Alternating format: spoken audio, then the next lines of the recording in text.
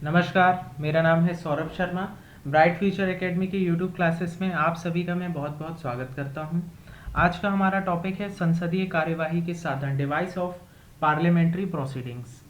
चलिए हम जी समझते हैं इसके अंतर्गत हम क्या क्या पढ़ेंगे। संसद का टाइम टेबल क्या होता है, क्वेश्चन आर क्या होता है, जीरो आर क्या होता है, मतलब कि प्रश्नकाल और शून्यकाल क्या होता है। इसके अलावा कितने प्रकार के प्रस्ताव पेश किए जाते हैं और कितने प्रकार के प्रश्न पूछे जाते हैं। तो चलिए शुरू करते हैं। तो संसद की कार्यवाही समझने के लिए सबसे पहले हम समझते हैं उसका टाइम टेबल। संसद का काम चालू होता है 11 बजे। संविधान सभा की भी जो बैठक है वो 11 बजे से ही चालू हुई थी, तो 11 बजे से संसद का काम चालू होता है। तो 11 बजे से 12 बजे तक का ये जो पहला घंटा होता है, फर्स्ट आवर होता है, इसे हम क्या बोलते हैं, प्रश्नकाल। प्रश्नकाल में जो अपोजिशन है या मेंबर ऑफ पार्लियामेंट है, ये गवर्नमेंट से क्वेश्चन पूछते हैं। गवर्नमेंट मतलब कि मंत्रिपरिषद के सदस्यों से, गवर्नमेंट से क्वेश्चन पूछा जाता है, ठीक है। और 12 बजे से 1 बजे तक आता है शून्यकाल, जीरो आवर। इसमें भी गवर्नमेंट से क्वेश्चन पूछा जाता है। तो प्रश्नकाल और शून्यकाल में सबसे बड़ा अंतर क्या है? प्रश्नकाल में जो क्वेश्चन पूछे जाते हैं वो उनके सब्जेक्ट पहले से डिसाइडेड होते हैं। प्रश्नकाल में यदि किसी को कोई क्वेश्चन पूछना है गवर्नमेंट से, तो 10 दिन पहले सभापति या अध्यक्ष से वो क्या करते हैं, इसकी परमिशन लेते हैं। इसके लिए वो अपना क्वेश्चन लिख के उनको अध्यक्ष को या सभापति को देते हैं, और अध्यक्ष या सभापति का ये काम है कि वो 10 दिन के अंदर उन्हें जवाब सदन के अंदर उपलब्ध कराए। जबकि शून्यकाल में पहले से ही कोई सब्जेक्ट डिसाइड नहीं रहेगा। शून्यकाल में उसी समय वो गवर्नमेंट से कोई भी क्वेश्चन रैंडमली पूछ सकते हैं। क्लियर है? तो ये बेसिक डिफरेंस हुआ। इसके बाद भोजन अवकाश, लंच 1 बजे से 2 बजे तक, 2 बजे से 5 बजे तक राज्यसभा का लेजिस्लेटिव वर्क, राज्यसभा का लेजिस्लेटिव वर्क नॉर्मल वर्किंग। इसके अलावा 2 बजे से 6 बजे तक लोकसभा की वर्किंग। क्लियर है? तो 2 से 6 आपकी लोकसभा की वर्किंग हो गई, इसे आप गवर्नमेंट बिजनेस भी कहते हैं। और 2 से 5 बजे तक राज्यसभा की वर्किंग हो गई। यह अलग बात है कि कभी कभी किसी मुद्दे पे डिबेट चलती रहती है, किसी विधेयक पे, तो रात के 12-1 बज जाते हैं, लेकिन बेसिक आपका जो टाइम टेबल है वो ये है, ठीक है। अब प्रश्नकाल में क्वेश्चन कितने प्रकार के पूछे जाते हैं वो हम डिस्कस कर लेते हैं। प्रश्नकाल में जो क्वेश्चन पूछे जाते हैं, इसमें सबसे पहला जो टाइप आता है वो आता है आपका तारांकित क्वेश्चन, स्टार्ड क्वेश्चन। आप देखिए, तारांकित मतलब तारे का अंकित होना। मैंने आपको बताया कि यदि कोई हमें क्वेश्चन पूछना है तो 10 दिन पहले मुझे अध्यक्ष से परमिशन लेनी पड़ेगी। तो जब अध्यक्ष जी को मैं क्वेश्चन लिख के दूंगा तो मैं क्या करूंगा, उसके ऊपर स्टार बना दूंगा। स्टार का क्या मतलब है कि ये क्वेश्चन क्या है, काफी पब्लिक इंपॉर्टेंस का है, इसलिए मैंने क्या किया, स्टार बना दिया। तो वो जो क्वेश्चन है जिस पे मैंने स्टार बनाया, इसका जो जवाब होगा, जब गवर्नमेंट का कोई भी मेंबर मुझे जवाब देगा, तो वो क्या, ओरली सबके सामने खड़े होके प्रश्नकाल के दौरान मुझे इस सवाल का उत्तर देंगे मौखिक रूप से, ठीक है। उसे हम कहते हैं तारांकित क्वेश्चन। ये अलग बात है कि कोई क्वेश्चन स्टार्ड है, तारांकित है, ये डिसाइड करने का काम किसका होगा, अध्यक्ष का। मैंने अपना क्वेश्चन अध्यक्ष को दिया, वो डिसाइड करेंगे कि ये तारांकित क्वेश्चन है या नहीं है, ठीक है। तो ये तारांकित क्वेश्चन में ये थोड़ा सा बाइफरफिकेशन है कि राज्यसभा में एक सदस्य 3 प्रश्न पूछ सकता है एक दिन में, और डेली प्रश्नकाल में 15 क्वेश्चन लिए जाएंगे। और लोकसभा में एक सदस्य कितना, एक क्वेश्चन पूछ सकता है, और एक दिन में 20 प्रश्न पूछे जा सकते हैं। क्लियर है? तो तारांकित प्रश्न क्या होता है, उसमें स्टार लगा होता है ऊपर, पब्लिक इंपॉर्टेंस का होता है, और उसका जवाब दिया जाता है ओरल, मौखिक रूप से, ठीक है। दूसरा आता है अतारांकित प्रश्न। अब आप तुरंत समझ जाएंगे कि तारांकित जिसके ऊपर स्टार लगा होता है, अतारांकित मतलब स्टार नहीं लगा होता। ये उतना पब्लिक इंपॉर्टेंस का नहीं माना जाता, इसीलिए जो अतारांकित प्रश्न होता है इसका जवाब हम लिखित रूप से हमें दिया जाता है।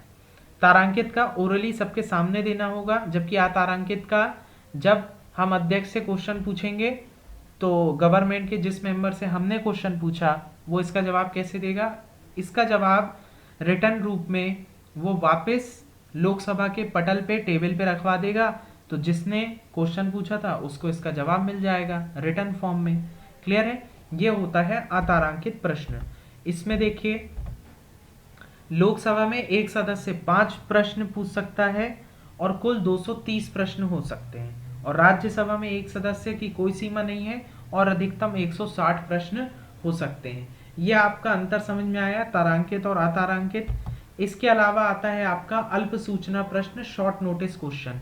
मैंने आपको मेंशन किया कि तारांकित अतारांकित प्रश्न पूछने के लिए 10 दिन पहले मुझे परमिशन लेना है, जबकि शॉर्ट नोटिस क्वेश्चन हो सकता है कुछ ऐसा इंपॉर्टेंस का हो तो 10 दिन से कम समय में इसका जवाब मुझे उपलब्ध कराने की जवाबदारी होगी अध्यक्ष साहब की। मतलब कि जब मैं क्वेश्चन पूछूंगा तो उसमें क्या है, शॉर्ट नोटिस क्वेश्चन उसको मेंशन किया जाएगा, और इसमें जो अध्यक्ष और सभापति की जवाबदारी है कि इसका जवाब मुझे वो जल्दी उपलब्ध कराएं। क्लियर है? तो ये होता है आपका अल्प सूचना प्रश्न, शॉर्ट नोटिस क्वेश्चन। इसके बाद पूरक प्रश्न, सप्लीमेंट्री क्वेश्चन। अब देखिए जैसे तारांकित प्रश्न हमने गवर्नमेंट के किसी मेंबर से पूछा, इसका जवाब कोई सदस्य हमें दे रहा है। अब मान लीजिए उसमें हमने जवाब दिया किसी चीज का, तो हमारे मन में कोई क्रॉस क्वेश्चन आया तो हमने क्रॉस क्वेश्चन किया, इसे ही हम कहते हैं सप्लीमेंट्री क्वेश्चन।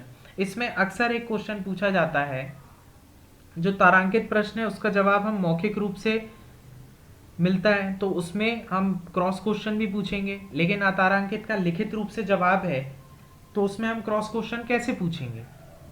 तो ये पूछा जाता है कि तारांकित प्रश्नों में पूरक प्रश्न पूछे जाते हैं कि नहीं, स्टार्ट क्वेश्चन में सप्लीमेंट्री क्वेश्चन पूछे जाते हैं कि नहीं। हाँ पूछे जाते हैं, जबकि अतारांकित में नहीं पूछे जाते। और शॉर्ट नोटिस क्वेश्चन का जवाब भी ओरल रूप से दिया जाता है। तो आई होप आपको ये पूरा क्लियर हो गया होगा कि कितने प्रकार के क्वेश्चन पूछे जाते हैं। अब जैसा कि प्रश्नकाल और शून्यकाल हम समझ चुके थे, तो इससे रिलेटेड कुछ पॉइंट्स हैं।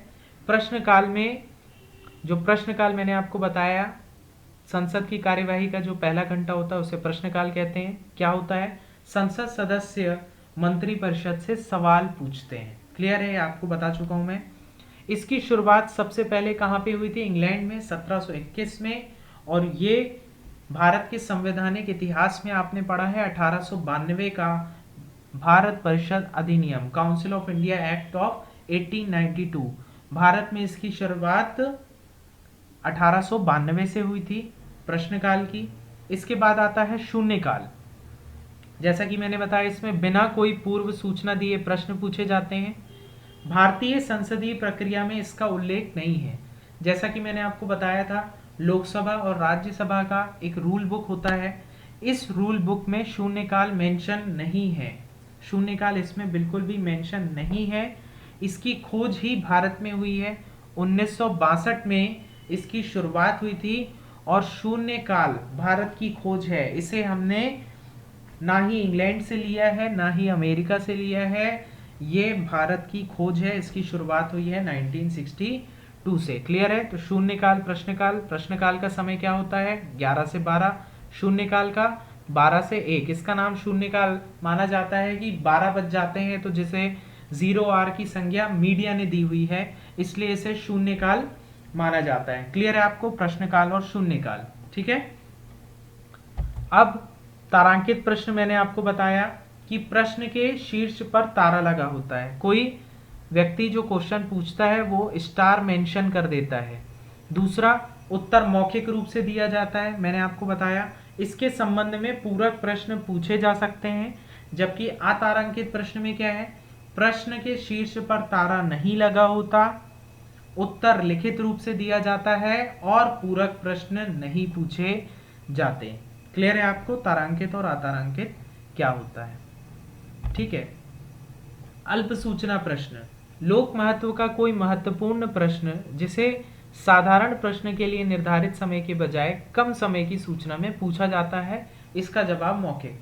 मैंने आपको बताया 10 दिन पहले हमें नोटिस देना होता है कोई प्रश्न पूछने के लिए, जबकि अल्प सूचना प्रश्न हो सकता है पब्लिक इंपॉर्टेंस का कोई ऐसा क्वेश्चन हो जिसके लिए हम 10 दिन वेट नहीं करना चाहते, तो हम क्या करेंगे, इस पे शॉर्ट नोटिस क्वेश्चन मेंशन कर देंगे, जिससे अध्यक्ष या सभापति हमें सुनिश्चित करेंगे कि इसका जवाब हमें 10 दिन पहले ही मिल जाए। एक और क्वेश्चन है कि गैर सरकारी सदस्यों से पूछे जाने वाले प्रश्न किन्हें कहा जाता है। गैर सरकारी सदस्य, जैसे कि गैर सरकारी सदस्यों से पूछे जाने वाला प्रश्न किसे कहते हैं, ऐसा क्वेश्चन, इसका जवाब क्या होगा, जितने भी मेंबर्स काउंसिल ऑफ मिनिस्टर में नहीं है उनसे कोई भी यदि क्वेश्चन पूछेंगे तो उसे हम गैर सरकारी सदस्यों से पूछे जाने वाला प्रश्न। कई बार ऐसा होता है कि कोई मेंबर ऑफ पार्लियामेंट जो कि मंत्री परिषद का सदस्य नहीं है, काउंसिल ऑफ मिनिस्टर का मेंबर नहीं है, वो कोई विधेयक लाता है, तो कई बार उस विधेयक के संबंध में उससे भी क्वेश्चन पूछा जा सकता है, तो जिसे हम क्या कहेंगे, गैर सरकारी सदस्यों से पूछे जाने वाला प्रश्न। पूरक प्रश्न, सप्लीमेंट्री क्वेश्चन, क्रॉस क्वेश्चन है। क्रॉस क्वेश्चन आपके शॉर्ट नोटिस क्वेश्चन में पूछे जा सकते हैं और साथ ही साथ आपके तारांकित प्रश्न पे भी पूछे जा सकते हैं। क्लियर है? आई होप आप सभी को समझ में आया होगा। यदि ये वीडियो आपको अच्छी लगी है तो इस वीडियो को आप लाइक एंड शेयर करना मत भूलिएगा और पूरी वीडियो देखने का आपका बहुत बहुत धन्यवाद।